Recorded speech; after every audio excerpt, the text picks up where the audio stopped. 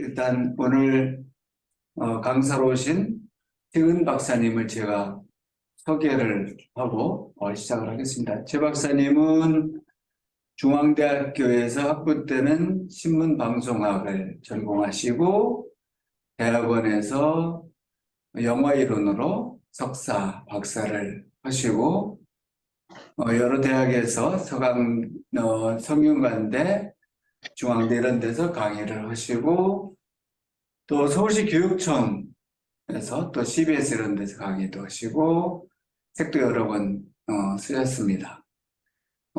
특히 나중에 시간에도 이야기하겠지만은 모두를 위한 기독교 영화제 부집행위원장이시고 실질적으로 모든 프로그램을 이렇게 짜고 기획하시는 그런 분입니다. 오늘 정말 강사님이 오늘 이 자리에 오셨습니다. 제가 오셨는데 이제 막 들어오게 계시는데 시간이 없어서 일단은 최 박사님 초청을 해서 강의를 시작을 하겠습니다. 나오실 때 등장하실 때 박수로 환영을 하겠습니다. 네, 고맙습니다. 안녕하세요. 만나 뵙게 돼서 반갑습니다. 지금 너무 소개를 잘 해주셨는데요. 저는 최은이고, 네, 소개해 주신 대로 모두를 위한 기독교 영화제에서 집행위원장과 수석 프로그래머를 맡고 있습니다. 아마 생소한 영화제 이름일 텐데요. 제가 사실 저희 시작한 지 얼마 안 됐고, 네, 그래서 소개도 드리고 제가 무슨 일을 하는지 이런 것도 같이 알 수 있었으면 좋겠고, 또 그런 마음으로 일단 저희 영화제를 간단하게만 소개를 드리고 시작을 하려고 해요. 왜냐면 오늘 우리가 다루려고 하는 영화도 사실 영화제에서 상영했던 그런 작품이고요.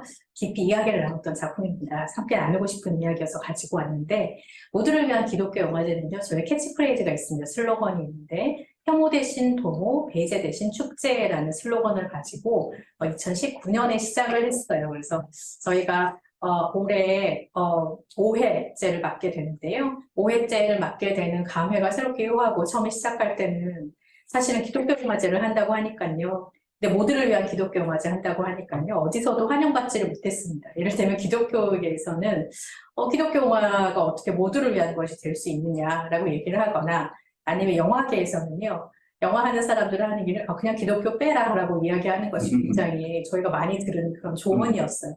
애정 어린 조언이었거든요. 다 알고 있습니다. 얼마나 진심 어리고 저희를 걱정해 주셨는지 알고 있는데, 왜냐하면 기독교가 환영받지 못한다는 것을 누구나 다 알고 있었고, 그리고 신앙을 가지신 분들이라면 기독교가 어느 정도는 장벽과 문턱이 있어야 된다고 믿으시는 분들도 굉장히 많기 때문에 그렇습니다.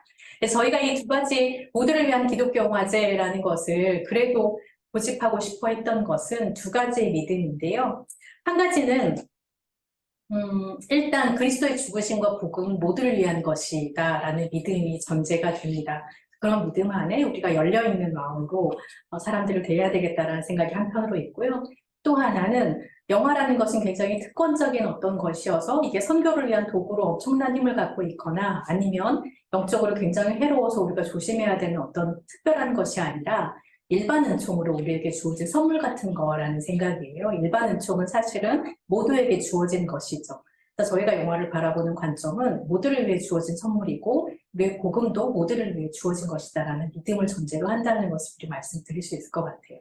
사실 시작할 때부터 지금까지도 많은 사람들이 왜 기독교 영화제야, 아니면 왜 모두를 위한 거야 라고 얘기하지만, 시작하고 나서 저희가 경험하는 것은 놀랍게도 정말 기다렸다는 듯이 많은 분들이 환영해 주셨어요.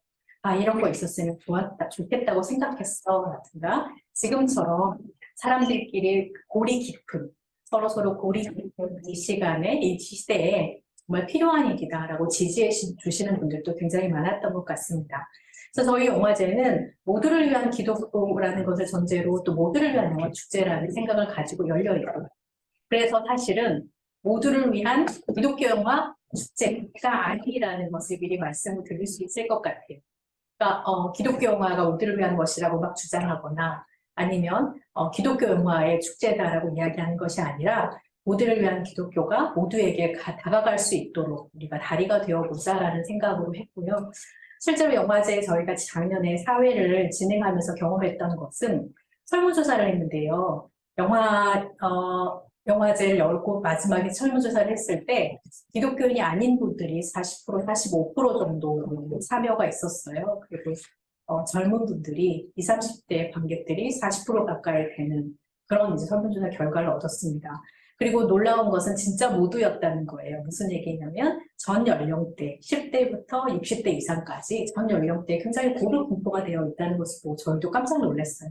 그래서 처음에는 민감민가 했었는데요. 정말 이게 될까? 저희 스스로도 그런 생각을 했었는데 막상 하고 보니까 진짜 되는구나. 모두를 위한 것이 가능하구나라는 생각을 하고 저희가 계속해서 힘을 얻고 있는 중입니다. 그런 이야기들을 조금 나누고 싶은 생각이 있고요.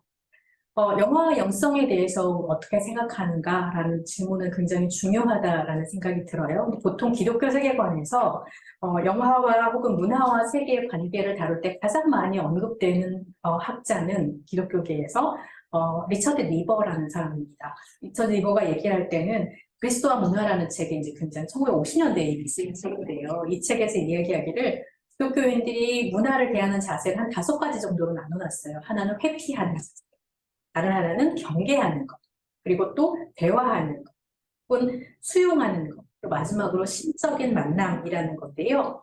이 리처드 리버가 옹호하는 관점은 신적인 만남을 옹호하는 것이 맞아요. 사실상 이 5가지 구분이 기독교와 문화의 관계 혹은 기독교 세계관, 기독교와 영화의 관계에 있어서 굉장히 많은 어떤 울림을 주어왔고 많은 분들이 수용해왔던 그런 관점입니다. 어디에도 해당돼도 사실상 크게 이상하지 않을 만큼 엄격하게 구분이 되지는 않지만 그리고 뭐가 옳다 틀리다가 아니라 이런 다양한 관점이 있다는 것을 보여주는 중요한 예라는 생각이 드는데요. 리처드 리버의 논의를 영화의 영역에 좁혀서 생각을 하면 사실 로버트 존스턴이라는 분의 이 연구가 혹은 연구서인 영화와 영성이라는 책에 굉장히 참고할 만하고 많이 언급이 되어 왔던 그런 책인데요. 이 책에서 우리가 흠차를 얻을 수 있는 것은 영화를 신학적인 관점으로 먼저 생각해서 우리의 신앙과 신학의 관점으로 영화를 바라보고 뭔가 평가하는 그런 잣대로 사용하는 것이 아니라 먼저 영화를 영화 자체로 즐기고 시작하자라는 것. 미적으로 예술로서의 영화를 먼저 경험하고 그것이 나의 신앙에 무슨 의미가 있는가를 바라보는 관점으로 방향을 조금 바꿔보자라고 제안을 합니다. 그러니까 우리는 신앙과 성경의 관점에서 어떻게 이 영화를 볼 것인가를 고민하기가 굉장히 쉽고 그렇게 익숙해 왔는데요.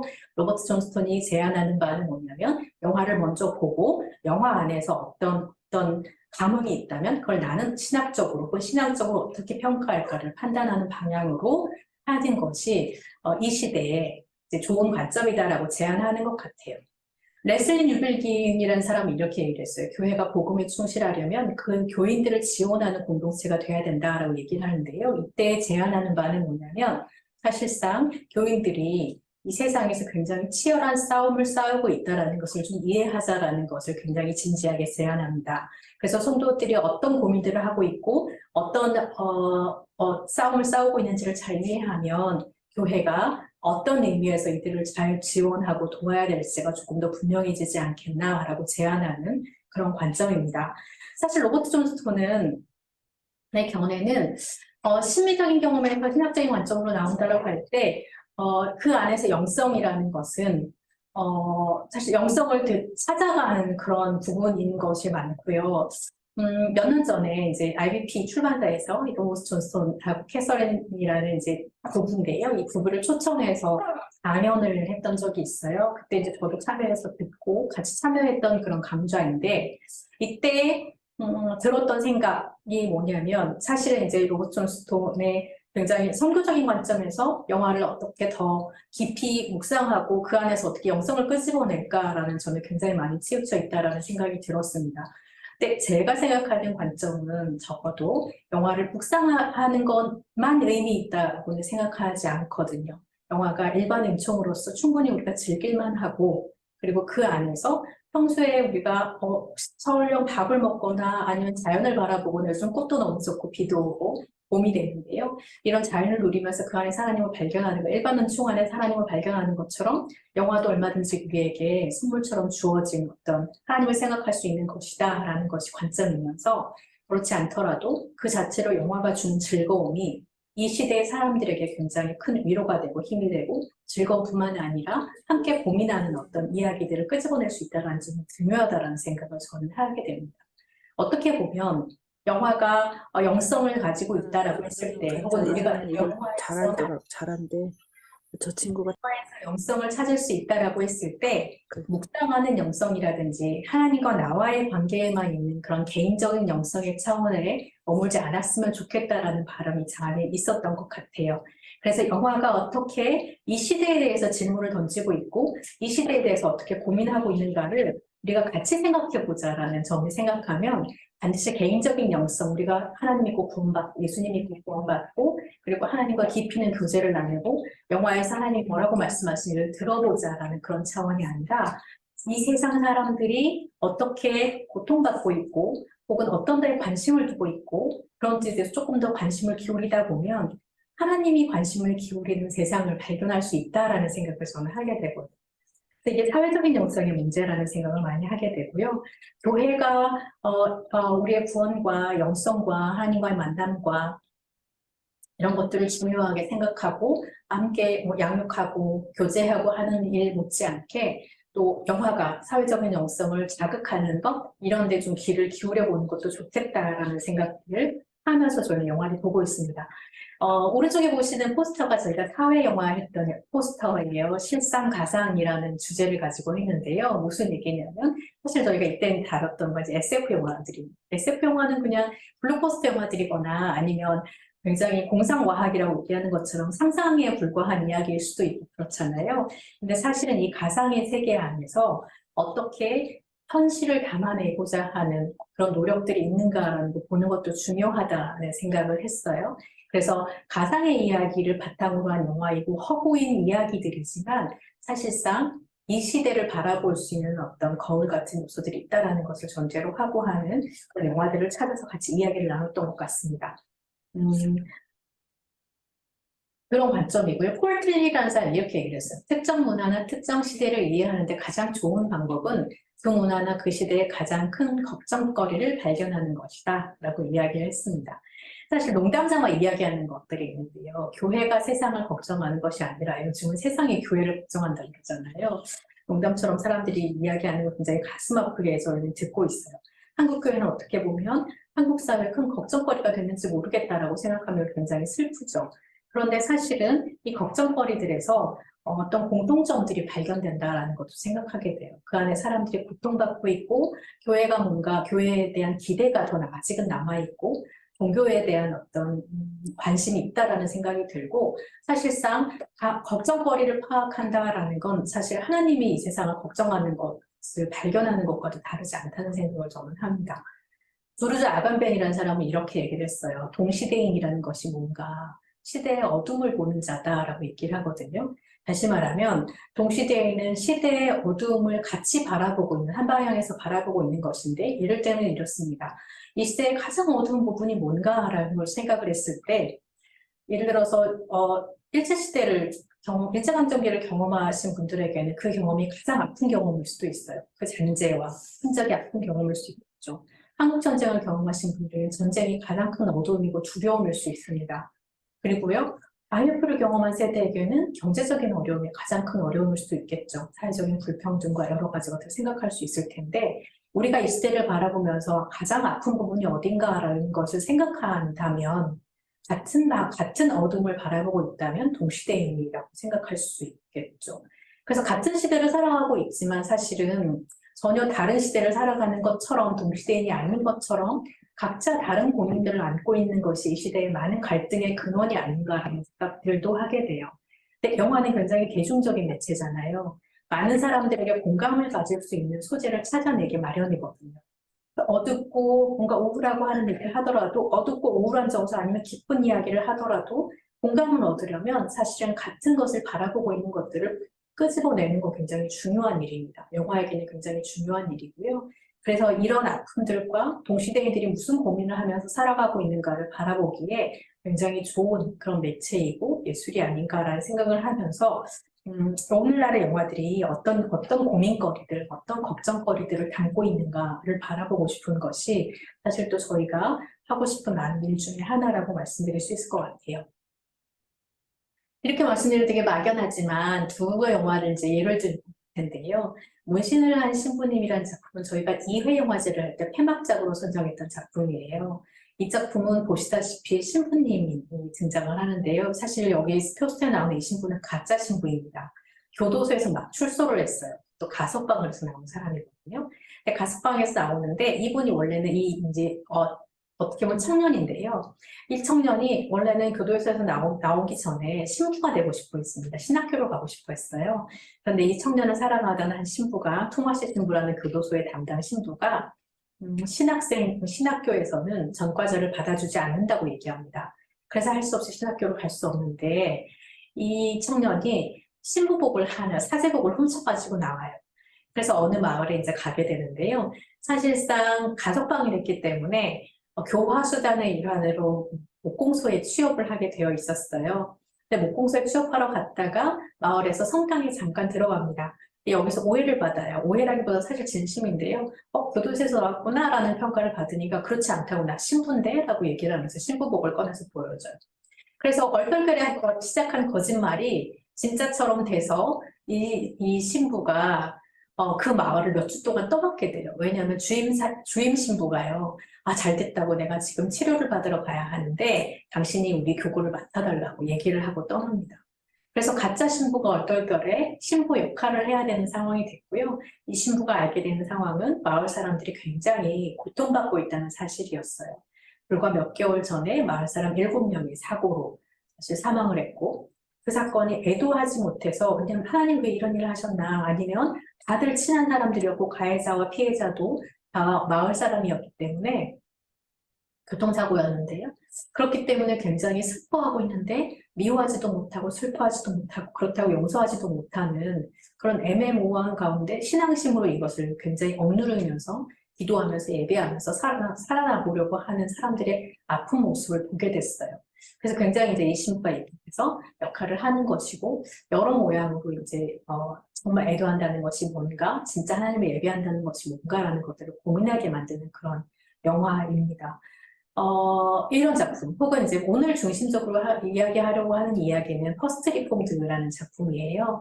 퍼스트 리폼드는 사실 말 그대로 개혁교회에 대한 이야기입니다. 리폼드 처치에 대한 건데요. 퍼스트 리폼드는 네덜란드의 개혁교회가 뉴욕에 처음으로 교회를 세운 그러니까 제일교회 같은 그런 느낌이에요. 제일개혁교회라는 교회 이름을 갖고 있는 교회입니다.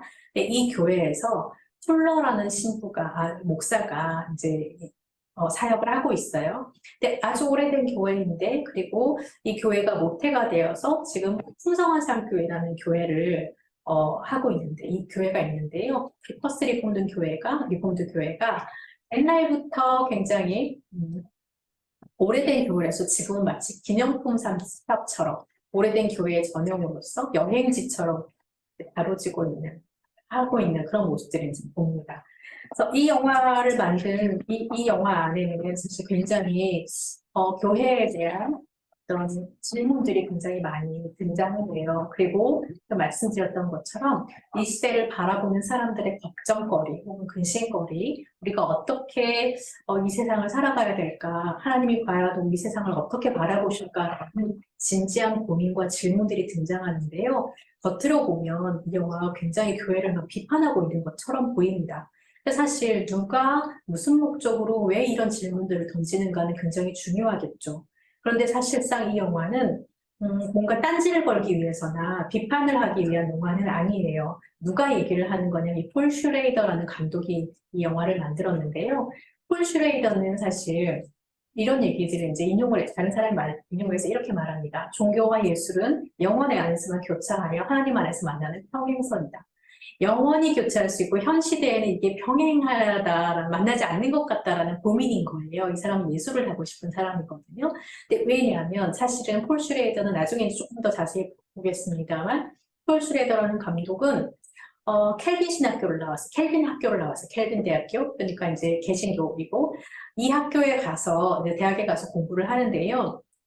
대학이 가기 전까지 만 17살 때까지 폴 슈레이더는 영화라고는 디즈니 만화밖에 본 게 없답니다. 영화를 본 적이 없는 거예요. 그런데 대학에 가서 처음으로 영화를 접하고 영화가 얼마나 진지한 고민들을 던지고 있는지 예술이라는 것이 과연 뭔가에 대해서 고민을 하기 시작하고 영화에 매료되었어요. 그래서 이제 영화 비평가로 먼저 생활을 시작을 했는데요. 어쨌든 마음속에는 왜 17년 동안 영화를 못 봤냐면 종교적으로 근본주의적인 종교 환경에서 자랐기 때문이죠. 기독교 배경에서. 그게 전부인 줄 알았는데 사실은 예술이 얼마나 또 이 세상하고 관계 있는가를 보면서 이 평행선을 어떻게 하고 싶은 거예요. 도저히 접점이 없는 것 같은데 자기는 둘 다 너무 사랑하는 거예요. 그래서 어떻게 할까라는 고민들을 계속해서 하고 질문을 던지는 이 영화들을 만들어 왔어요. 그래서 이 영화는 이 로버트 존스가 아까 영화의 영성을 썼던 그 로버트 존스는 또 이렇게 얘기했어요. 영화는 종교의 대체물이 아니고 종교와 혼합될 수도 없다. 그러나 예술은, 이 경우에 영화는 삶을 형상화하기 때문에 영화와 종교의 평행선은, 영화와 종교는 비록 평행하게 가는 것 같지만 서로 사색과 대화를 요청한다라고 얘기합니다. 그래서 영화의 생리적인 능력에 대해서 얘기를 하는데요. 대중과 신학을 연결하는 수단으로서 영화를 이야기합니다.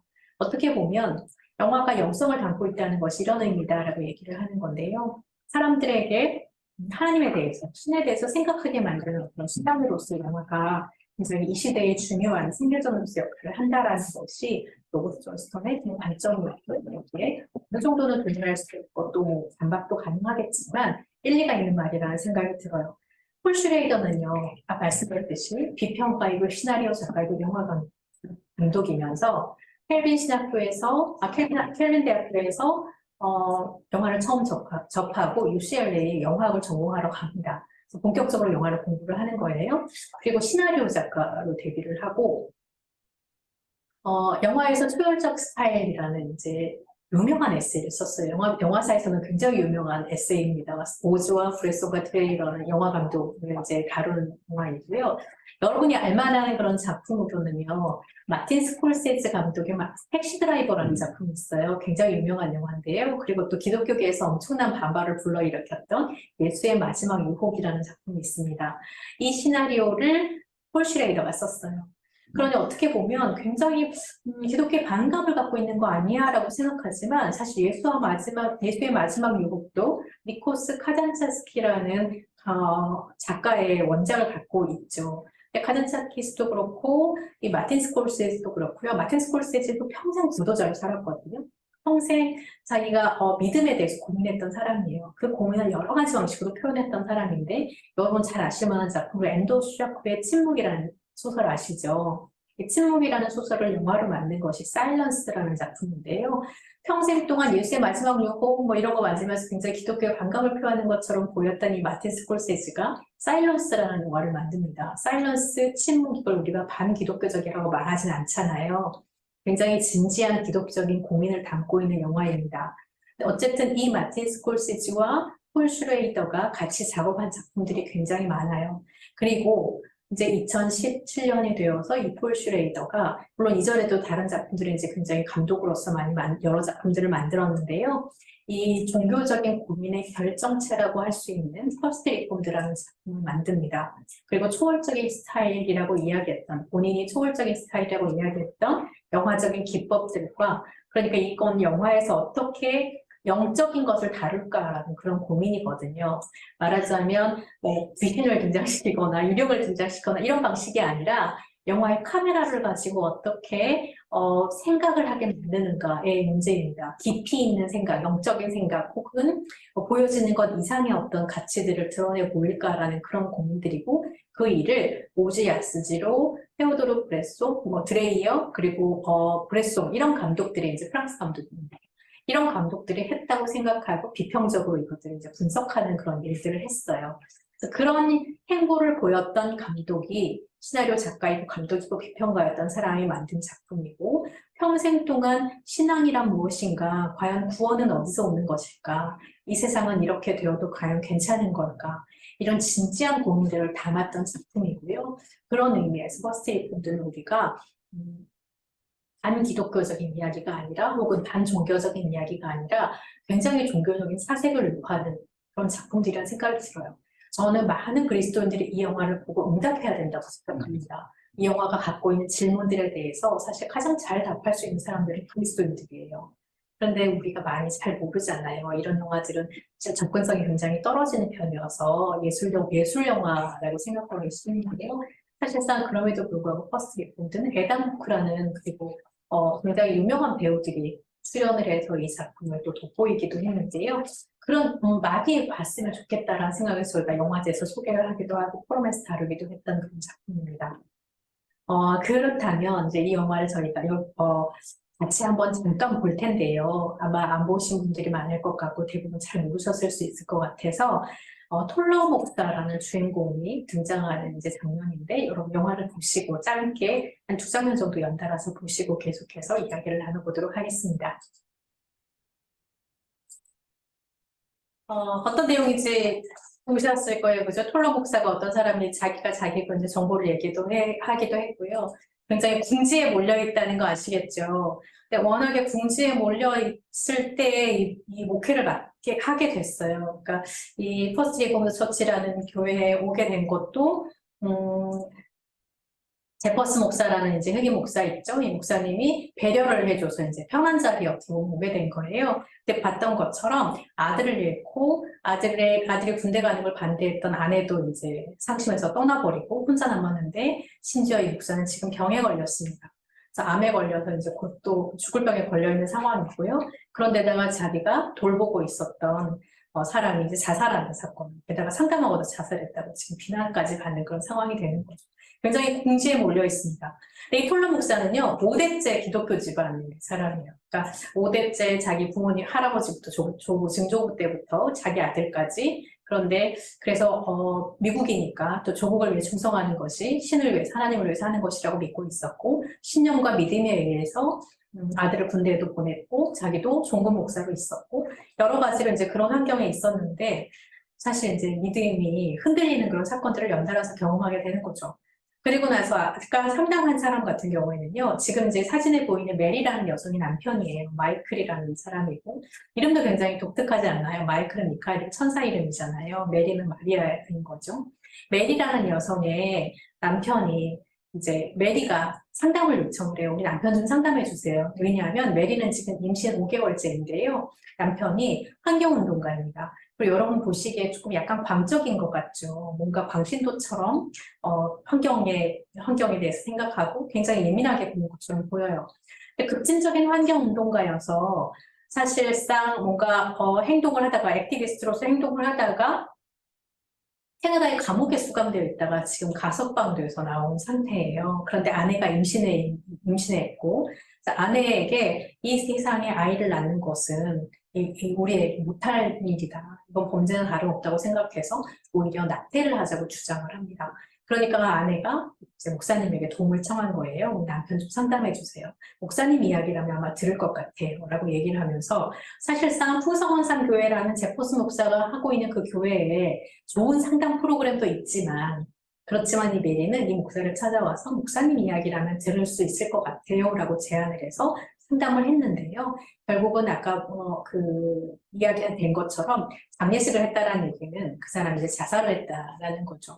근데 사실 자살폭탄 테러를 준비할 만큼 굉장히 급진적이었고 그렇게 해서 뭔가 이 사회에 발언을 하고 싶었던 거예요. 이슈를 던지고 싶었던 거예요. 자기가 이렇게 해서는 안 됩니다라고 이야기하고 싶었던 사람이고 실제로 유언과 함께 어떤 정보를 남기고 자살을 했어요. 근데 그걸 통해서 알게 된 사실이 뭐냐면 톨러 목사가 새로이 알게 된 것이 톨러 목사에게 이렇게 편지를 남기면서 유언을 남기면서 자기의 장례식은 여기서 이렇게 치러달라 하고 얘기를 한 것이 아까 바크 씨가 얘기한 남자 있잖아요. 식당에서 만난 남자가 이야기한 그 장소에서. 근데 그게 환경 오염지로 나왔던 그 장소에서 이 노래를 불러주고 이렇게 장례식을 해주세요라고 이제 유언을 남긴 거예요. 그래서 목사는 그걸 했습니다. 근데 그 일을 가지고 이 바크 씨는 뭐라고 얘기하면 정치적인 거라고 말을 하는 거죠. 이유가 있어요. 이 마이클이 목사에게, 톨러 목사에게 남긴 그 정보 안에는 바크 씨가 바크사의 사장이거든요. 에너지 기업의 사장이에요. 친환경 에너지 기업을 주장하는 이 바크사가 사실상 환경단체가 규정한 100대 환경단체 중에, 그러니까 환경 오염 기업 중에, 오염 유발 기업 중에 5위에 해당하는 굉장히 큰 회사였던 거예요.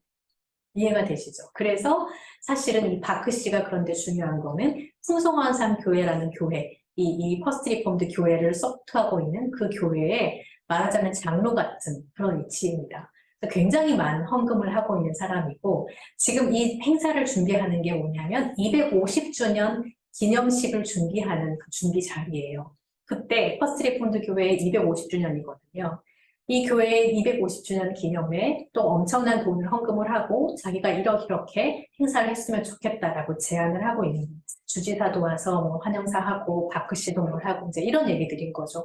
그런데 마이클의 임원에 의하면 이 바크사는 어마어마한 환경오염을 유발하고 있는 것이고 톨러 목사는 거기에 대해서 굉장히 마음에 이제 담아두고 있었던 그런 이야기들입니다. 사실 여러 가지로 궁지에 몰려있는 톨러 목사가 앞으로 어떤 행동을 취할 것인가가 이제 중요하게 이 이후의 사건을 다루는 어떤 이야기인데요. 앞서 말씀드렸던 것처럼 우리 폴 슈레이더는 영화에서 초월적인 스타일에 굉장히 관심이 많았어요. 어떤 종류의 초월적인 스타일이냐면요. 예를 들면 이런 겁니다.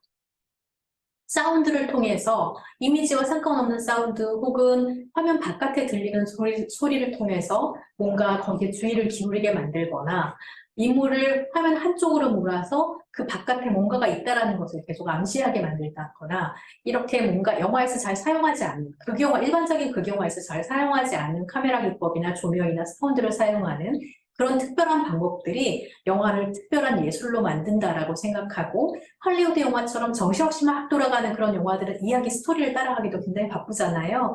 그럴 때는 사람들이 사색을 하거나 고민할 수 있는 여지가 없다라고 보는 거예요. 그래서 보시면 이 영화 안에는요. 가장 기본적으로 이제 모방을 하거나 아니면 염두에 두고 있는 그런 영화가 로베르 브레송이라는 감독의 어느 시골 사제의 일기라는 이제 작품입니다. 사실 소설을 원작으로 하는 그런 작품이어서 일기가 이제 나레이션으로 등장하는 그런 영화인데요. 이 영화에서 처음에 톨러 목사가 나레이션을 하잖아요. 아까 이렇게 보신 장면에 마이클하고 대화를 하면서 마치 야구가 씨름을 하는 날 같았다라고 이야기하는 것처럼 다 일기나 이런 내용이거든요. 어느 시골 사제의 일기가 사실 신부의 일기고 여기서도 톨러 목사도 일기를 씁니다. 그 일기가 이제 그 나레이션의 내용인 거예요. 어떻게 보면 그 형식을 그대로 가지고 온 것 같기도 하고 톨러 목사라는 인물과 사제의 인물이 또 겹치기도 하고요. 그래서 브레송을 염두에 둔 그런 작품들이 있기도 하고요. 이 영화는 화면 비율 같은 경우에도 보통의 극영화가 사용하지 않는 방법으로 이 시골 사제의 일기 여러분 보신 사진처럼 4:3 비율의 이런 비율의 화면을 또 사용을 했어요. 굉장히 독특하게. 이런 것이라든가 희생이라는 작품은 여러분 아시는 분도 있으실 것 같아요. 안드레이 타르코프스키라는 러시아의 굉장히 유명한 감독입니다. 이 감독도 굉장히 초월적인 스타일, 아니면 구원의 메시지 이런 것들을 영화에 굉장히 담고 싶어서 노력했던 그런 감독이고요. 러시아 종교를 바탕으로 한 굉장히 종교적인 관점 등장하는 것이고 희생도 마찬가지로 희생자의 이미지거든요. 구원자로서 희생 이미지 이런 것들이 굉장히 영화 속에서 자주 사용되는 그런 감독의 작품이에요. 이 희생에 나오는 장면들이 또 직접적으로 오마주로 등장하기도 해요. 퍼스트 리폼드라는 영화에도 비슷한 장면들이 등장을 합니다. 그런데 제가 생각하기에 이 영화가 가장 직접적으로 닮았다라고 생각하는 작품은 잉마르 베리만이라는 스웨덴 감독의 겨울빛이라는 영화가 있어요. 이 영화에 보면 사제가, 그러니까 목사가 상담하는 이야기가 나오거든요. 똑같이 상담하는 신앙의 회의를 갖고 있는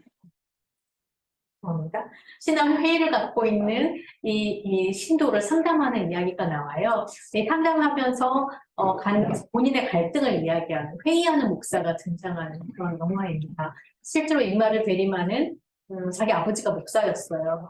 그래서 이 로터교 목사로서 굉장히 엄격한 그런 환경 안에서 이제 신앙생활을 하면서 어린 시절을 보냈거든요. 그 이야기들이 그 일들이 평생 동안 영화 속에서 아버지와의 관계, 그리고 하나님과 자신과의 관계, 신앙의 고민 이런 것들을 굉장히 중요하게 다루는 그런 감독이었습니다. 그래서 이 영화 감독의 작품과 이런 타르코프스키, 베리만, 브레송이라는 감독들의 작품들을 이 폴 슈레이터는 평생 동안 연구하면서 영화가 어떻게 소울적인 이야기들을 담아낼 수 있을까? 이야기와 스토리와 줄거리 이런 것들 따라가거나 아니면 캐릭터를 따라가거나 감동을 받거나 단지 재미있는 것들을 떠나서 어떻게 진지한 사유와 그런 신앙적인 고민들을 담을 수 있을까를 고민했던 그런 형식 안에 있는 작품들이고요. 사실상 여러분 보신 것처럼 굉장히 진지하게 신앙적인 고민들을 던지고 있죠. 하나님이 정말 용서하실까요? 라는 거. 근데 사실 환경의 문제는 굉장히 중요한 문제임에도 불구하고 우리에겐 늘 부수적인 문제처럼 다루어져 온 것도 사실인 것 같아요. 근데 더 이상은 침묵할 수 없다라는 그런 관점인 것 같고, 그렇지만 단지 환경의 문제만은 아닌 것이 이 영화에 또 우리가 바라보아야 할 그런 지점인 것 같아요. 두 교회가 등장합니다. 첫 번째 교회는 퍼스트 리폼드 교회이고요. 개혁교회. 개혁교회의 시작이라는 얘기는 당시에 어떤 사회 안에 뭔가 변화를 가져오는 그런 힘이 있었다는 거거든요. 그리고 실제로 그건 이제 개신교이면서 개혁교회의 이야기인데 제일 교회이고 첫 번째 1757년 뉴욕에 세워진 첫 번째 그 개혁교회를 모델로 하는데 이 교회는 풍성한 교회라는 교회의 전신이에요. 그러니까 이 교회가 먼저 시작이 된 거죠. 근데 이 교회가 하고 있었던 일이 뭐냐면 했던 일이 뭐냐면 당시에 노예제가 있었던 시절에 노예제 은신처가 됐고 바닥에 노예들을 피난시킬 수 있는 통로를 가지고 있었던 교회예요.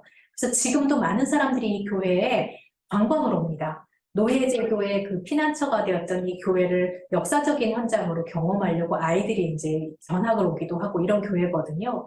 그래서 사람들이 이 교회를 뮤지엄이라고 부르기도 하고 톨로 목사는 굉장히 자도적으로 기념품 가게라고 스페니어라고 가게라고 샵이라고 얘기를 해요. 실제로 여기서 기념품을 팔기도 합니다. 그리고 많은 사람, 어떤 사람들은요, 이 톨로 목사가 교회에 대해서, 교회 역사에 대해서 설명을 할 때 마치 가이드에게 팁을 주듯이 팁을 주고 가기도 해요. 그러니까 이 톨로 목사는 계속해서 자괴감을 느끼는 거죠. 내가 여기서 뭘 하고 있나? 이 교회가, 주님의 교회가 도대체 뭐가 된다라는 고민이 계속해서 등장을 하는 겁니다. 굉장히 진지한 고민인 거죠.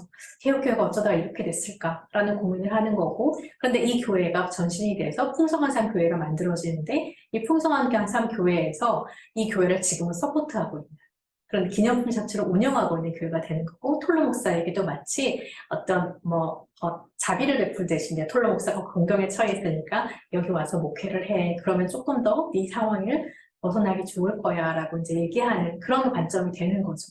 그래서 보셨다시피 바크 씨랑 제퍼슨 목사랑 둘이 이 톨로 목사랑 셋이 모여서 나누는 얘기가 우리가 250주년 기념 재봉헌 예배를 어떻게 드릴 것인가를 굉장히 진지하게 고민하고 형식적인 고민들을 하고 있는 것을 보셨어요.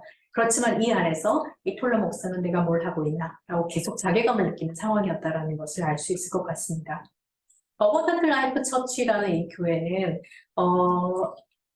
이 교회는 이제 나름대로 또 굉장히 이름 있는 교회이고요. 신도가 5천 명까지도 들어갈 수 있는 그런 5천석의 규모의 교회를 갖고 있어요. 그리고 실상은 그보다는 훨씬 더 많은 교인들을 가지고 있는 그런 교회라고 볼 수 있습니다.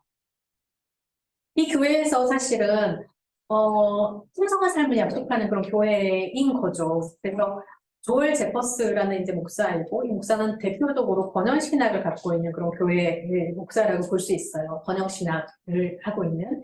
그리고 에드 바크라는 사람 아까 보셨고, 오염유발 에너지 기업의 바크의 기부금, 헌금에 의해서 이제 운영이 되기도 하고 굉장히 많은 부분을 의존하고 있고, 실제로 250주년 기념예배는 특히 기부를 굉장히 많이 하는 그런 이제 상황이라고 볼 수 있습니다. 이 안에 이런 교회에 이제 일어나는 많은 일들이 있는데, 말씀드렸듯이 이거는 성당 프로그램도 굉장히 잘 돼 있고요. 성가대도 굉장히 잘 조직되어 있고, 청년들을 위한 프로그램도 굉장히 잘 돼 있고, 당연히 어떻게 보면 생중계가 가능하고, 사실상 250주년 교회 기념 예배를 그 포트리폼드 처치에서 드리고, 법원도 다소 교인들을 수용할 수 없으니까 풍성한 삶 교회에 생중계를 해서 원거리를 또 참여하게 하고 이런 시스템을 완벽하게 갖추고 있는 그런 교회인 거예요. 굉장히 대형 교회의 전형이라고 볼 수 있는 그런 교회인데요. 사실 이 교회를 두 교회를 이제 같은 교회에서 출발했지만 그리고 개혁교회로 출발했지만 두 교회의 모습을 보여주면서 정말 이 풍성한 삶이라는 것이 뭔가에 대해서 고민하게 만드는 그런 지점들이 있다는 생각이 들어요. 그래서 지금 한 장면을 더 보실 텐데요. 이 교회가 청년들을 어떻게 또 청년들의 고민을 어떻게 담아내고 있는가를 한번 살펴보도록 하겠습니다.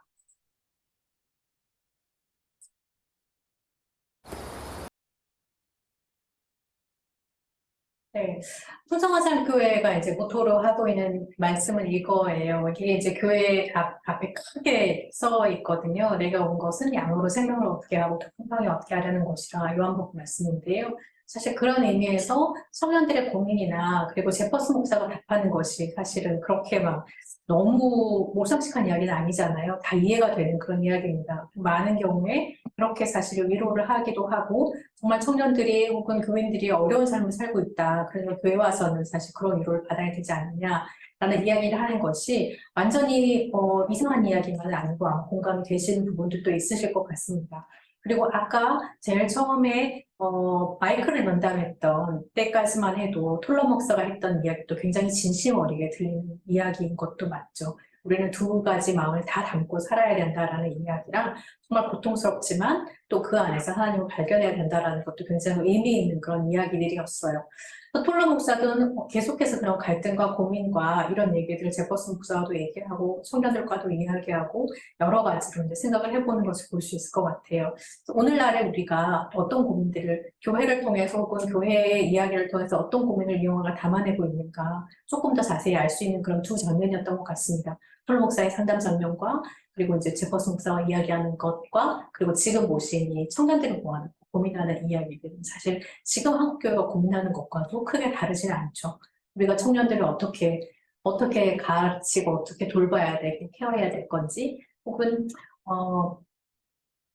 정말 취업하기도 힘들고 이 어려운 세상에 가치관도 너무 혼란스러운 세상에 어떻게 우리가 청년들에게 바른 길을 제시할 건지 굉장히 많은 고민이 되는 건 사실인 것 같습니다. 이런 얘기들인데요. 그래서 사실 이 영화가 제가 이제 오늘 여러분하고 나눈 이야기가 영화가 읽은 세상, 영화로 읽는 세상 이야기인데요. 이 영화가 읽은 세상과 교회는 뉴욕 최초의 개혁교회가 던진 질문과 다르지 않은 것 같고 사실상 이 땅의 이 땅의 교회에게도 한국 교회에도 던지는 질문과도 사실 닿아있다는 생각에 대해서 말씀드리고 싶은 것 같아요. 일단 뉴욕 최초의 개혁교회는 이런 질문들을 던졌어요. 명분 없는 전쟁, 뭐 이라크 전쟁 같은 경우 대표적인 경우였고 지금 영화에서 이야기하는 폴로 목사가 결정적으로 회의하게 된 아들을 잃게 된 그런 사건인데요. 이 애국주의 이런 것에 의해서 희생당한 생명들을 어떻게 할 것인가라는 질문을 던집니다. 교회는 이 문제에 대해서 침묵해왔고 전쟁과 폭력의 문제, 사실 아까 성조기 얘기도 하잖아요. 애국주의와 신앙이 과연 같이 가는 것인가, 가야만 하는 것인가라는 고민인 것 같고 특히 이런 질문은 미국 사회가 기독교 사회이기 때문에 더 가능한 질문인 것 같습니다.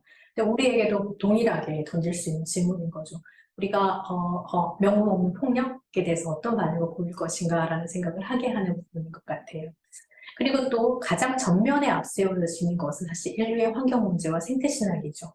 피조 세계를 우리가 망쳤다라는 것을 전제로 하는 거예요. 하나님 만드신 세상이 굉장히 망가졌고 굉장히 어떤 구멍이 나 있다, 이 세계에. 그걸 누가 만들었냐면 인간이 만들어낸 구멍이고 이 거대한 기계를 누가 어떻게 멈출 수 있을까라는 질문을 던지고 있다라고 저는 생각해요. 사실 이건 피해갈 수 없는 질문인 것 같습니다. 많은 경우에 인류의 구원과 복음화와 세계 선교의 문제에 비해서 환경 문제는 굉장히 별것이 아닌 것처럼 느껴질 때가 많아요, 사실. 생태 신학도 굉장히 소수의 신학인 것 같고 그런 문제가 있는데 갈수록 외면할 수 없는 어떤 지적인 것 아닌가? 특히 하나님 만든 세상에 대한 믿음이 있는 사람들이라면 조금 더 관심을 가져야 되지 않을까라는 생각이 드는 부분인데요. 어쨌든 이 영화는 그렇다고 해서 생태 환경을 주제로 한 그러니까 우리가 환경을 보호해야 된다라고 주장하는 종류의 영화라기보다는 그 문제를 이 세상의 근심거리로 바라보는 거라는 거죠. 그 문제를 통해서 우리가 바라보고 싶은 이야기가 있다, 질문하고 싶은 이야기가 있다라는 것을 드러내는 것이 중요할 것 같습니다. 또 하나는요, 이제 신앙이라는 것이 과거에 유물이 되어버린 것처럼 느껴진다는 거예요. 예를 들면, 교회가 어떻게 시작됐는가, 개혁교회가 어떻게 시작됐는가, 사실 개신교가 어떻게 시작됐는가와도 같은 질문인 것 같다는 생각을 합니다. 우리가 기독교라는 개신교를 통해서 하나님을 만났고, 그렇게 신앙을 지켜나가는 사람들이라면 그때 가졌던 그 생각, 리폼드 했던 생각들에 대한 거 다시 한번 생각해 봐야 되지 않을까라는 생각을 하면서 과거의 유물이 되어버리고 기념품샵이 되어버리고 뭔가 관광지처럼 되어버린 이 신앙의 유산에 대해서 다시 생각해야 되지 않나. 그리고 교회 공동체가 본질적으로 어떤 가치를 지내는가. 사실 노예제도에 반대해서 흑인들을 피난시켰던 그 교회라는 것들에 대해서 굳이 다시 이야기하는 지점이 있는 거죠. 또 하나는 백음주의입니다. 백음주의와 왜곡된 번영신학, 번영이라는 것이 뭔가, 번영신학이라는 것이 풍성한 삶을 누린다는 것이 과연 뭔가라는 것을 청년들의 생각에 의해서 보여줍니다. 이미 청년들이 그렇다면 기독교인들은 루저인가요? 라고 이야기하는 것이 상당 부분 왜 청년들이 교회를 떠나는가 하고도 관계가 있는 부분이기도 하고요. 사실상 거기에 답을 얻지 못한 사람들도 굉장히 많이 있을 뿐만이 아니라 여러 문제로 갈등하는 어떤 모습들이 드러나는 거고요. 우리는 이 문제에 대해서 어떻게 답할 수 있을까를 진지하게 고민해야 되는 지점인 것 같다는 생각도 하게 돼요. 그래서 이 청년 세대가 왜 좌절하고 있고 어떤 가르침을 받고 지금까지 자라왔고 혹은 가르침을 받지 못했는가? 질문에 대해서 질문하지 못하겠거나 아니면 질문조차도 하지 못하면서 지나왔는가라는 고민들을 조금 하게 되는 것 같습니다. 이 영화는 그래서 겉으로 보기에는 마이클이라는 사람의 순교에 가까운 순교라고 생각하고 본인이 저지른 어떤 자해인 거죠. 근데 이 일에서부터 사건이 시작된 것처럼 느껴지지만 사실상 그 안에 교회와 우리의 신앙과 우리의 역사와 그리스도인됨에 대한 것, 우리가 이 세대를 어떻게 함께 갈 것인가, 이 세대를 어떻게 바라볼 것인가에 대한 진지한 고민이 담겨 있다라는 생각이 들어요. 그런 질문을 한번 추려봤던 것 같고요. 이 질문은 사실 주께서 우리를 용서하실까요? 우리가 이 세계에 한 짓을이란 질문은 이 영화에 3번 등장해요. 근데 그중에 여러분이 2번을 보셨어요. 그죠? 한 번은 마이클이 질문하는 것이고 그 질문을 그대로 누가 받습니까? 톨러 목사가 받아요. 마이클에게 그 질문을 받을 때까지만 해도 톨러 목사는 그 문제를 자기가 질문할 거라고는 생각 못했을 거예요. 그죠? 그때만 해도 마이클이 죽을 줄도 알지 못했고, 죽을지도 몰랐고, 그거 굉장히 나름대로 긴장을 즐기잖아요. 이런 게 너무 오랜만이었다는 거. 신앙에 굉장한 자극이 됐어요. 자신도 뭔가 이렇게 병들어가고 있는 그런 상황에서 새로운 자극이 되는 것을 내심 즐깁니다. 이런 거였어. 믿는다는 게 이런 고민을 진지하게 답하는 거였어. 라는 생각으로 이때까지만 해도 그런 모습이었지만 마이클이 사망한 이후에는 정말 그 문제가 자기 문제가 된 거죠. 그리고 마치 마이클이 못했던 일이나 그 이후의 일을 자기가 감당해야 될 것 같은 그런 부담감이 계속 생기게 되는 거고요. 그래서 본인이 같은 질문을 던집니다. 이렇게 주께서 우리를 용서하실까요? 우리가 이 세계 한 짓을 그래놓고 이렇게 마이클이 질문했어요. 라고 빠들리긴 했지만 그렇습니다. 그리고 다른 한편으로 이게 한 번 더 등장하는 이야기는요. 주께서 우리를 용서하실까요? 라는 것을 간판으로 써요. 그러니까 게시판에 글씨로 씁니다. 근데 이때 이 게시판은 뭐하고 대조돼서 나타나냐면요. 바로 옆으로 카메라가 이렇게 옮겨가서 아까 말했던 요한복음 10장 10절 9절과 딱 대조돼서 나타납니다. 풍성한 삶이란 과연 뭘까라는 질문과 같이 가는 방식으로 이 영화가 구축되고 있고 구조를 만들어내고 있는 것을 봤어요. 사실 그래서 우리가 세상을 바라보는 방식, 세상이 말하는 어떤 근심거리를 찾아내는 것, 혹은 거기에 우리가 답하는 그런 방식은요, 이 세상을 텍스트로 바라보는 거거든요. 어떻게 보면 영화는 그 축소판이라고 보여지는 거고요. 케빈 베누저라는 사람이 이렇게 얘기했어요. 이 텍스트에 의미가 있는가라는 것은 몇 가지 있는 전제가 있는데, 사실 그건 해석학에서 나오는 얘기입니다. 해석학에서 원래 텍스트의 의미라는 것이 정해져 있다라고 이제 얘기하는 거는 원래 저자의 시대는요, 저자가 의미를 전달하는 주체가 되는 거예요. 그래서 어떤 책을 읽었을 때, 이게 저자의 의도가 뭘까를 굉장히 진지하게 고민하는 것, 그런 주제에 관심을 갖는 거잖아요. 대개 이런 주제들은 형이상학적인 주제입니다. 구원이 뭐냐, 사랑이 뭐냐, 인간이란 뭔가, 이런 뭔가 이렇게. 그런 주제에 관심이 되게 되는 철학의 영역이라면 이때 해석의 중심은 텍스트 이전에 이미 누군가 그 텍스트의 의미를 던져줬다라고 보는 거예요. 그러니까 사실상 우리가 예전에 성경을 읽었던 방식은 하나님 말씀이니까 믿어야지. 바울이 이렇게 얘기했잖아. 라는 저자에게 중심이 되는 것이나 이런 것이라면 톨스토이가 이렇게 얘기했잖아. 그 의도는 이거야. 라고 작가에게 중심을 두는 방법이에요. 그런데 이게 이제 나중에 한 구조주의라는 어떤 시대에 보면 인식론이 됩니다. 그럼 우리가 어떻게 알 수 있지? 저자가 그렇게 얘기했다는 걸 어떻게 알 수 있지? 그럼 텍스트를 막 해석을 합니다. 그리고 거기에 형식적인 특징들을 발견해내고 근거로 되는 거죠. 이게 텍스트의 시대입니다. 근데 현대는 어떤 시대라고 얘기하냐면 포스트 모던 사회인데요. 지금 우리가 살아가는 시대는 독자의 시대라고 텍스트에서는 이야기합니다. 해석하기에서는 이야기해요. 그리고 이것은 저자가 무슨 의도로 얘기했는지도 물론 중요하지만 그걸 밝혀내는 게 우리 독서의 최고의 목적은 아니라는 거예요.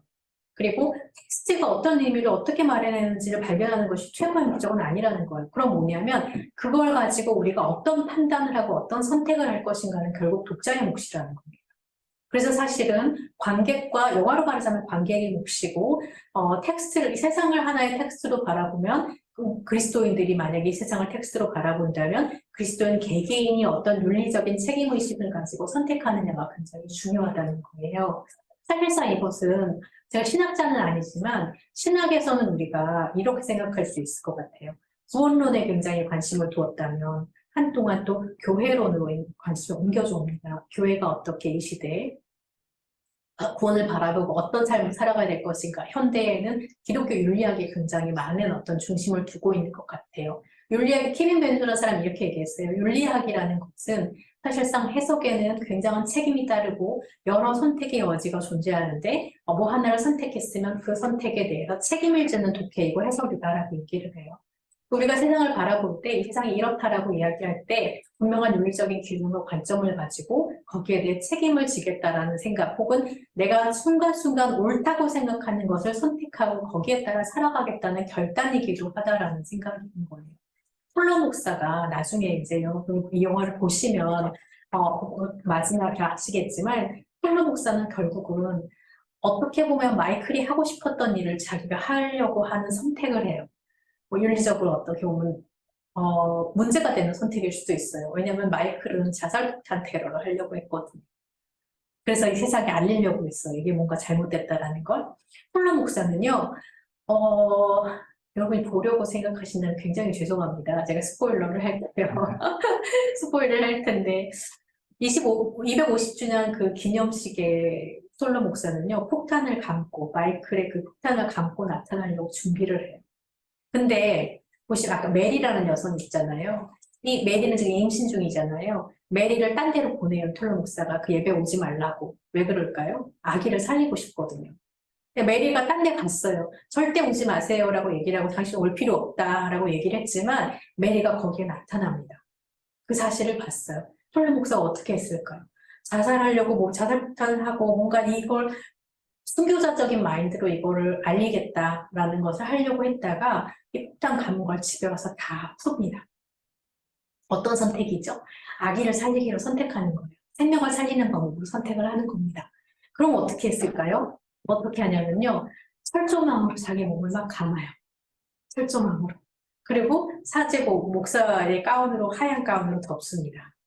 그렇죠. 그러면 어떤 일이 벌어질까요? 사실은 자기 되게 아프겠죠. 예수 그리스도가 면류관을 쓴 것 같은 그 철조망이에요. 이 철조망이 어떤 철조망이냐면 퍼스트 리폼드 교회 그 울타리를 치고 있던 그 철조망인데요. 거기에 폴로 목사가 어느 날 토끼가 걸려있는 것을 발견하고 이걸 치워요. 그 철조망이에요. 그러니까 생명을 걸리게 했던 그런 철조망이면서 뭔가 구원의 이미지를 갖고 있는 철조망인데요.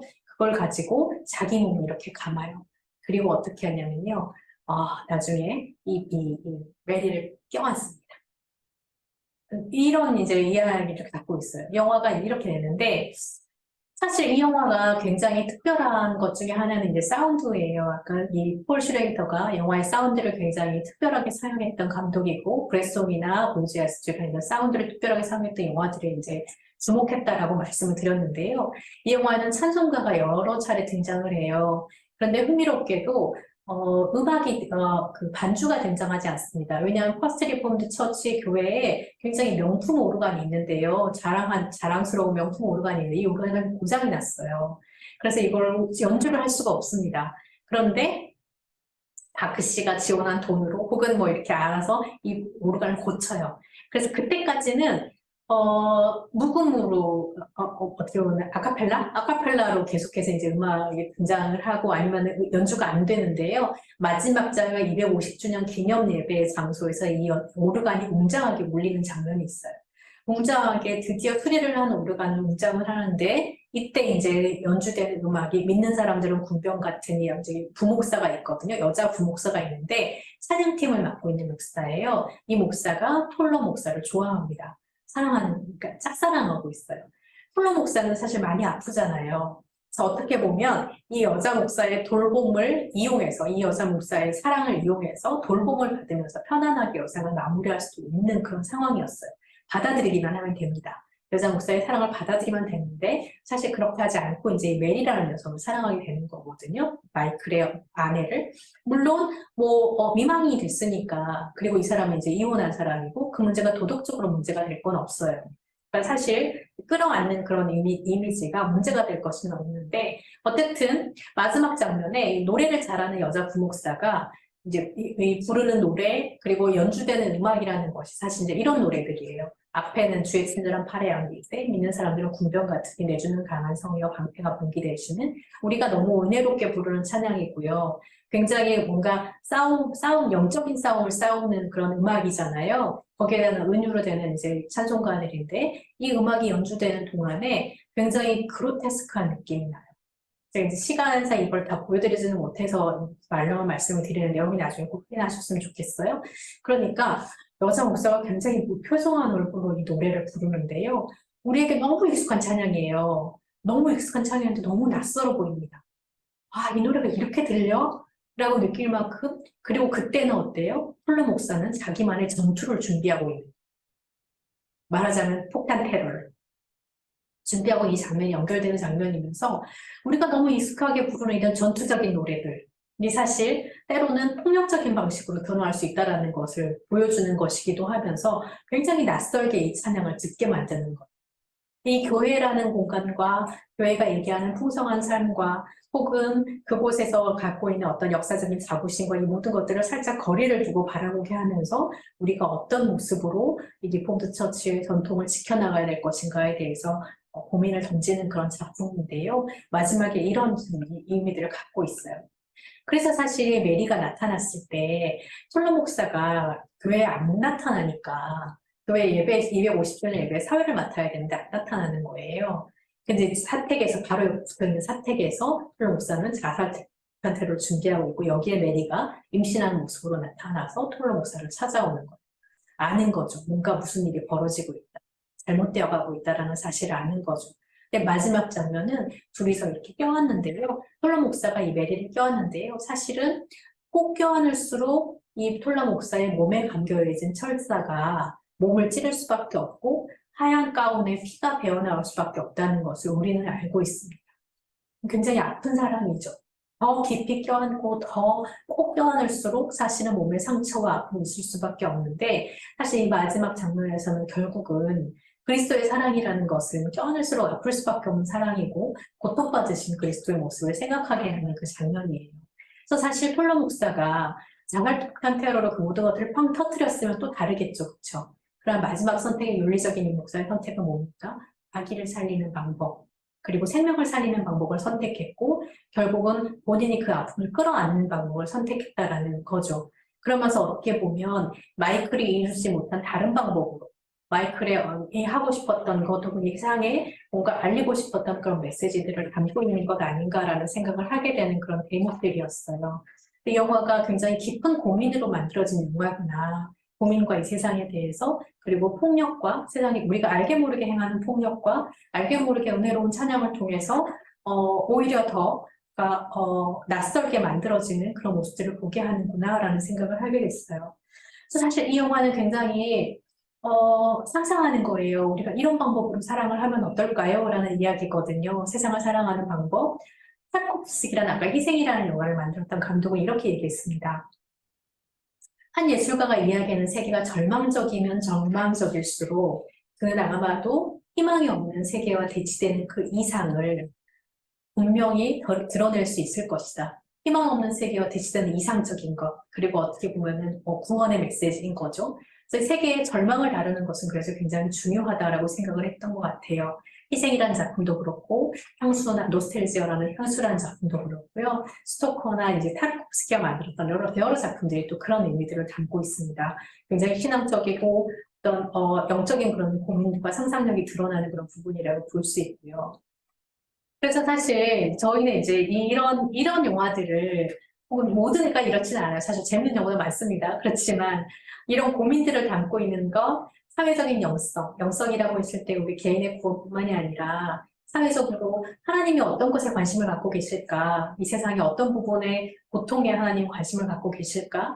혹은 이 세상의 근심거리가 뭘까? 사람들이 뭘 걱정하는가? 또 그것이 그 걱정거리가 하나님이 우리를 바라보는 근심과도 다르지 않다라고 생각하는 전제 하에 이런 고민들을 다뤄보고 있는 건데요. 레이첼 헬드 에반스가 교회를 찾아서라는 책에서 이렇게 얘기를 했어요. 오늘날 청년 세대는 이른바 문화전쟁에 지쳤다. 그래서 자신들을 단순히 무엇을 반대함으로써가 아니라 뭔가를 지지함으로써 드러내고자 한다.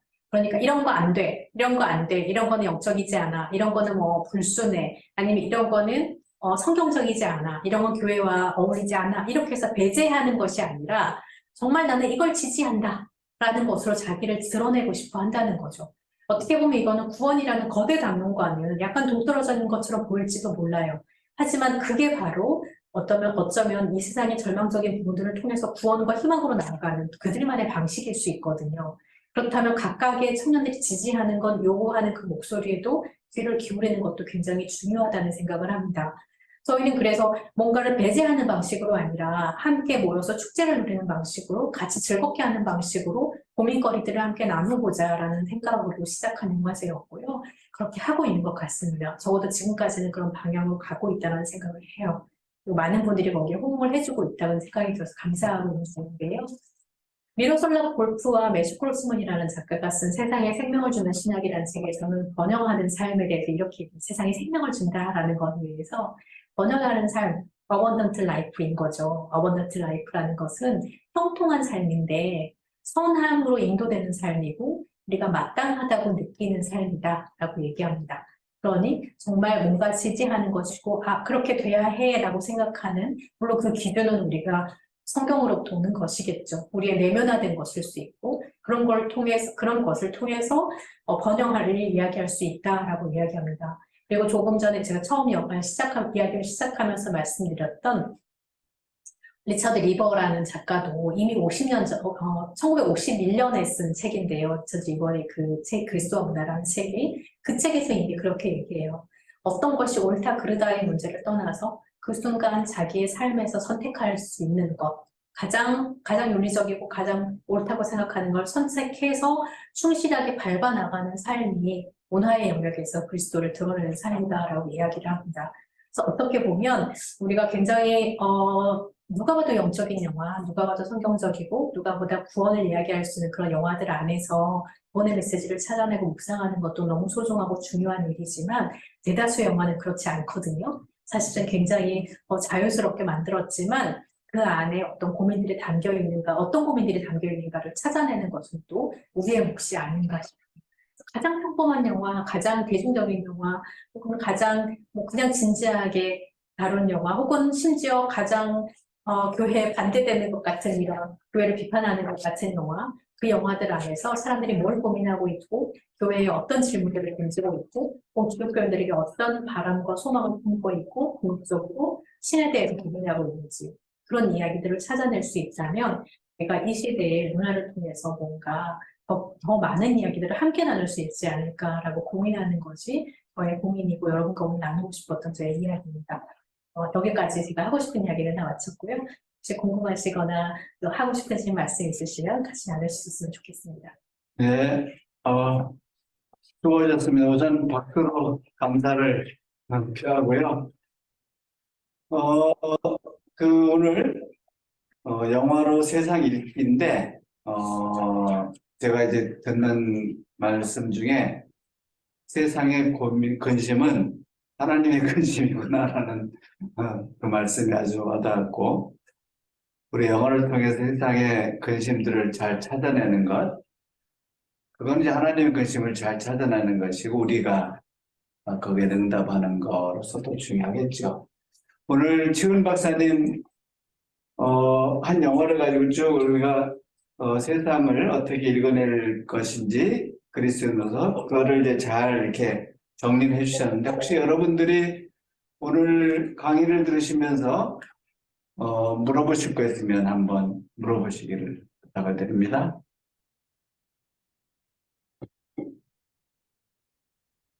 이 영화를 보신 분은 없죠? 그죠? 굉장히 저도 낯설은 영화인데, 나중에 한번 기회가 되시면은 한번 좀, 퍼스트 리폼드, 영화를 한번 좀 보시면은 좋을 것 같습니다.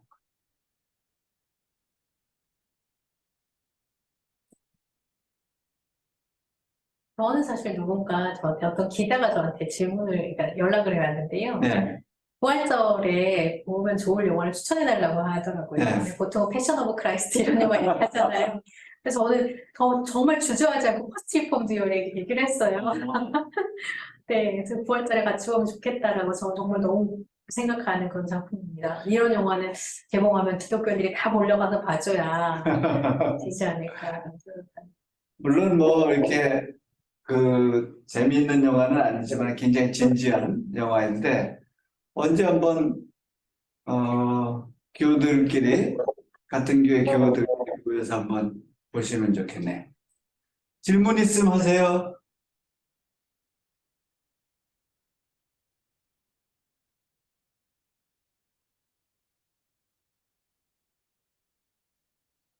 질문 안 하시면 제가 지적합니다.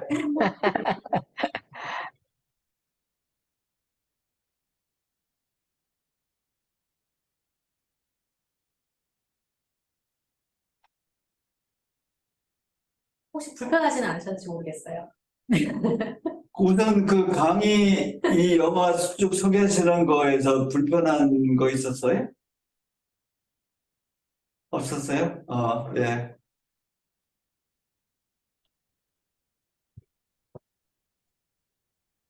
오늘은 이상하게 질문이 없네. 강의를 다른 데 잘하셨어요. 질문하십니까? 다른 데? 그러면 잘하죠. 네. 세 번 정도 질문하시는데, 그러면은 뭐 대타로 해야 되겠네. 기독교, 목회자 네트워크라는 이름을 가지신 분이 질문을 좀.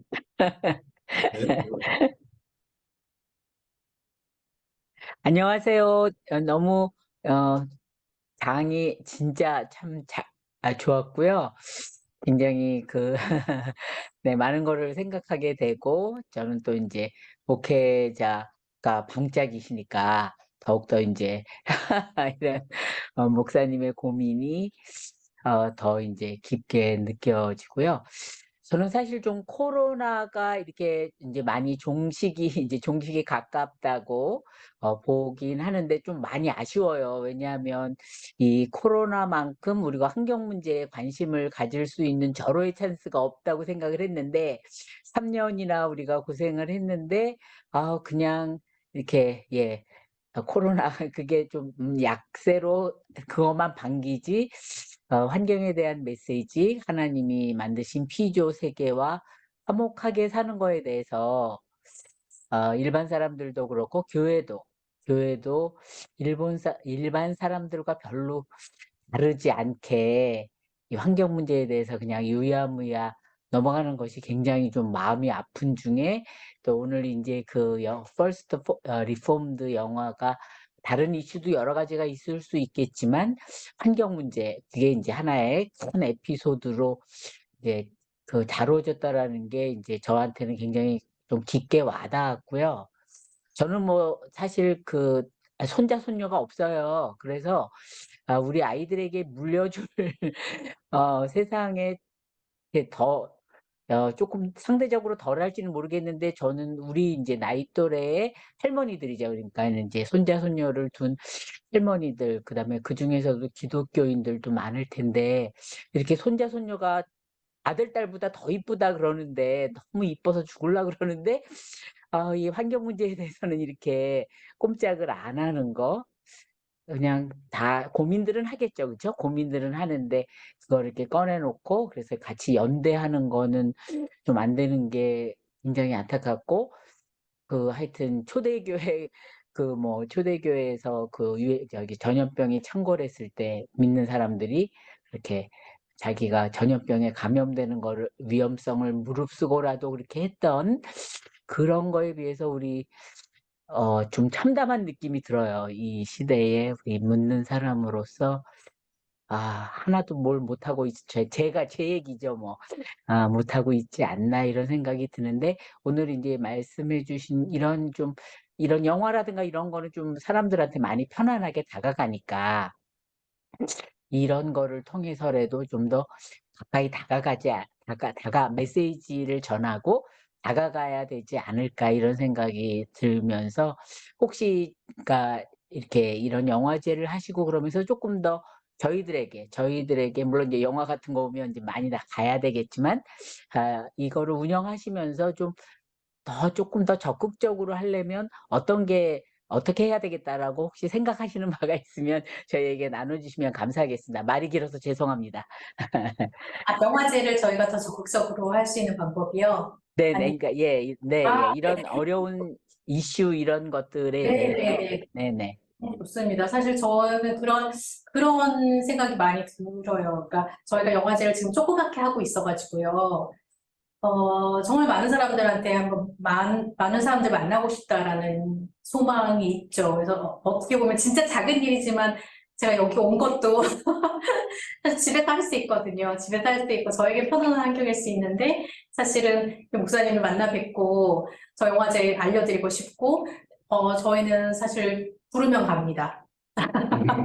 네, 정말이에요. 그러니까 요청이 있으면 저는 가고요. 그러니까 어디서든 이렇게 저는 강의하고 또 글 쓰는 것이 제 직업이고 그런데 제가 할 수 있는 걸로 할 수 있다면 저는 글이든 강의든 얼마든지 할 수 있는 환경이 있으면 저는 감사하게 생각하는 편이에요. 그래서 몇 명이 와 있든지 간에 정말 중요한 일이라고 생각하고 작은 힘이지만 사실 영화가 가진 거는 엄청나게 이걸 파급이 있다기보다는 정말 말씀하신 대로 어렵지 않고 편안하고 친숙하게 이런 고민들을 하게 만든다는 지점이거든요.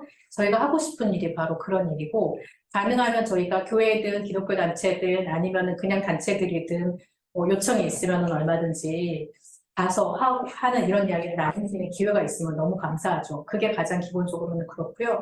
장기적으로는 저희가 조금 더 많은 분들에게 기회를 드릴 수 있으면 좋을 것 같아요. 이런 영화들을 볼 수 있는. 저희가 조그맣게 하니까 지금 올해 나흘 동안 그냥 하거든요. 나흘 동안 하루에 서너 편씩 정도 해서 이제 하는 건데, 뭐 잘 할 수 있으면은, 상영관도 좀 여러 개를 한다든가, 다양하게 해서 다양한 영화들 좀 선보일 수 있으면 좋겠고, 그런 계획들은 꿈은 꾸고 있죠. 꿈은 꾸고 있고요. 그리고 이제 코로나 말씀하신 데서 너무 동의가 되는 것이, 사실은 기독교가, 자본주의하고 굉장히 깊이 관계가 있잖아요. 네, 그러니까 다시 말하면 자원을 많이 개발해서 많이 이윤을 추구하고 많은 사람들에게 뭐 복음도 전하고 일을 하기 위해서 했던 일들이 그리고 생육하고 번성하고 땅을 정복하라는 하나님 말씀 우리가 진짜 문자 그대로 적용을 해서 정복하는 데 굉장히 많은 힘을 들였단 말이에요. 그리고 사람을 중심에 놓는 거죠. 그러니까 사람이 가장 중요하고 그 환경은 마치 배경인 것처럼 제가 최근에 읽은 책 중에 그런 얘기를 했어요. 환경이라는 말 자체가 배경처럼 느끼게 한다는 거죠. 주변화이라는 뜻이 environment 사실 주변이라는 뜻이잖아요. 그러니까 인간을 중심으로 놓고 다른 것 모든 것들을 주변화한 생각들이 사실 그런 어떤 정복자적인 생각을 만들어내는 거거든요. 근데 하나님 만드신 최초의 세상은 사실 다 같이 평화롭게 사는 것이었고 에덴 동산의 그 평화를 생각하면 우리가 회복돼야 될 것이 좀 있지 않을까라는 고민들을 많이 하고요.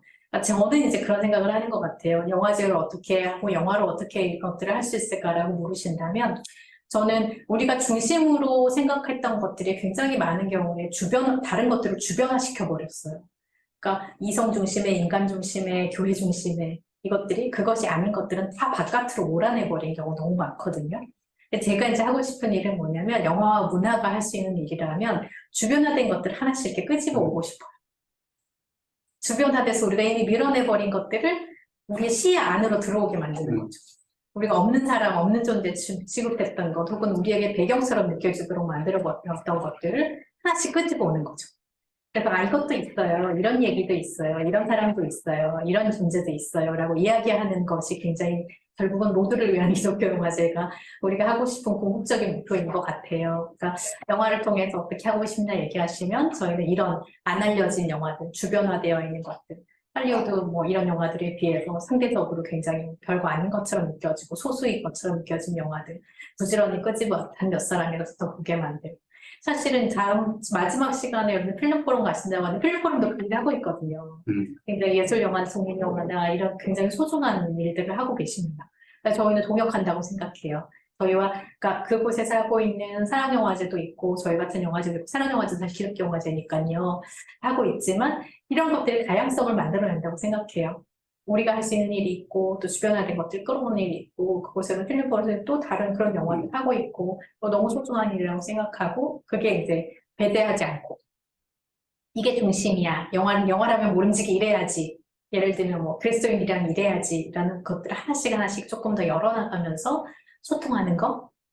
그래서 기독교가 지금처럼 막 혐오 세력처럼 느껴지고 혹은 많은 사람들이 기독교 하면은 뭐 기독교라고 얘기하고 너무 가슴 아픈 일이잖아요, 사실. 그게 아니고 기독교의 본질은 사랑인데 사랑이고 포용하셨고 그리스도는 포용하셨고 폴로 목사가 이렇게 껴안았던 본인이 아프면서도 껴안았던 것처럼 그런 일들을 이제 해나가는데 사실 이 일이 영화하는 사람들에게도 쉽지는 않습니다. 말씀드렸지만 욕먹기 딱 좋은 일을 저는 하고 있는 거예요. 욕먹거나 아니면 최소한 여기서도 저기서도 다 거부되는 거죠. 영화계에서도 기독교 붙었다고 별로 안 좋아하고 기독교에서도 뭐 모두를 위한 거 한다고 별로 안 좋아하고 이럴 수 있는 것 같아요. 근데 저희는 그게 저희의 몫이라고 생각해요. 그냥 다 환영받지 못해도 어쨌든 우리가 할 수 있는 한 힘을 다해서 하고 해야겠다는 생각이 들고 지금은 저희가 거의 다 이렇게 발런티어처럼 진짜 하고 있거든요. 자기 잡 따로 있고 따로 있고 하고 있는 일인데 이 일들이 어떻게 지속성을 가질 수 있을까라는 고민들을 하고 있는 중인데 5번쯤 하니까 진짜 그런 생각이 들더라고요.